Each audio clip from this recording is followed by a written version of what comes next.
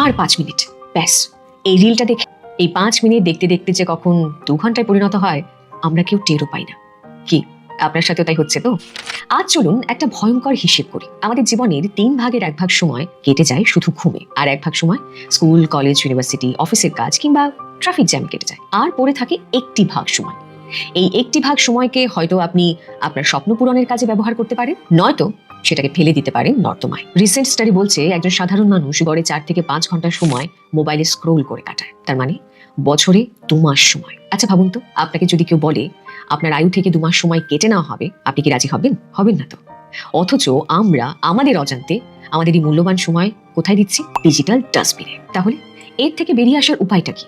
চিন্তা নেই, আমি সুনন্দা আজ আপনাদের এমন 3টি বৈজ্ঞানিক উপায় বলবো যা ইলন মাস্ক থেকে শুরু করে পৃথিবীর সফল মানুষরা মেনে চলে। তাহলে শুরু করা যাক। বিজ্ঞানীরা বলছেন আমাদের মাথার মধ্যে সবসময় একটা যুদ্ধ চলে। একদিকে যেমন রয়েছে লিম্বিক সিস্টেম, যা আমাদের আদিম ব্রেন, সে চায় আরাম, আনন্দ আর ডোপামিন। সে বলে যে এত কষ্ট করার কি আছে, এর থেকে ভালো চলো নেটফ্লিক্স দেখি। আর অন্যদিকে আছে প্রিফ্রন্টাল কর্টেক্স, যা আমাদের লজিক্যাল ব্রেন, সে জানে কাজটা করা জরুরি। কিন্তু দুঃখের বিষয় হলো লিম্বিক সিস্টেম অনেকটাই শক্তিশালী, তাই বেশিরভাগ সময় সে জিতে যায় এই কম্পিটিশনে। কিন্তু যারা সফল মানুষ তারা কিন্তু জানে তাদের লজিক্যাল ব্রেইনটাকে ঠিক কিভাবে জেতাতে হবে, আর তার জন্য তারা ব্যবহার করে 3টি কৌশল। কি সেই কৌশল? চলুন জানা যাক। প্রথম কৌশল পার্কিনসন্স ল। 1955 সালে সিরিল নর্থকোট পার্কিনসন বলেছিলেন, সোজা কথায় আপনি একটা কাজ শেষ করতে আপনার হাতে যতটা সময় রাখবেন, আপনার সেই কাজ ঠিক ততটাই লম্বা হবে। মনে আছে পরীক্ষার আগের দিনের রাতের কথা? সারা বছর যে সিলেবাস শেষ হতো না, পরীক্ষার আগের দিন সেটা কি করে যে শেষ হয়ে যেত আমরা বুঝতাম না।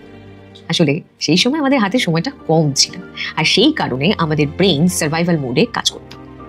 আমরা না এখানেই ভুলটা করি, আমরা সব কাজ ফেলে রাখি। আমরা বলি আগামীকাল করব।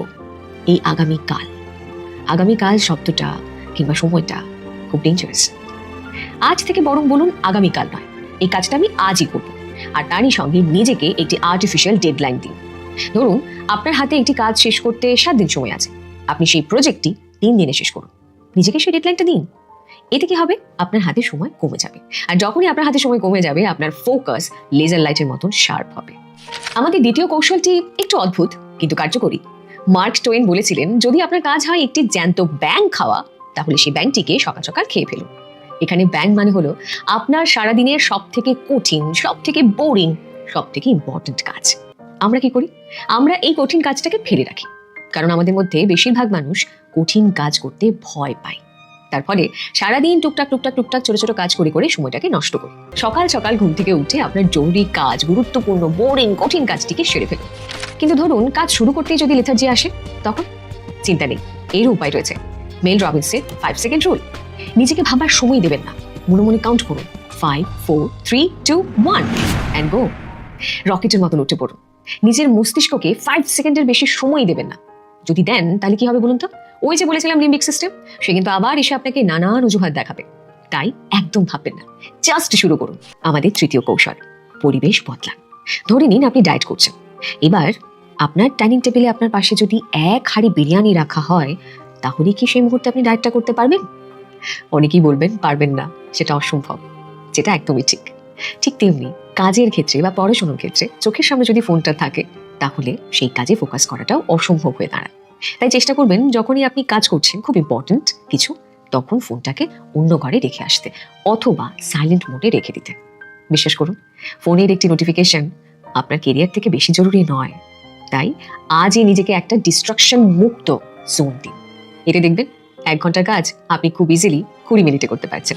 সবশেষে একটা কথাই বলতে চাই, সময় এমন একটা কারেন্সি যেটা আপনি খরচা তো করতে পারেন, কিন্তু সেটা কখনোই আপনি জমাতে পারেন। তাই আজ আপনি যে সময়টা শুয়ে বসে কিংবা রিল দেখে নষ্ট করছেন, কাল কিন্তু সেই সময়টা ঘুরে আপনার কাছে আসবে না। এমন হতে পারে 5 বছর পর আপনি যখন আপনার বন্ধু বান্ধবকে দেখলেন যে তারা বেশ ভালো আছে, নিজেদের গোলগুলো অ্যাচিভ করেছে, তখন কিন্তু আপনার একটু খারাপ লাগলেও লাগতে পারে।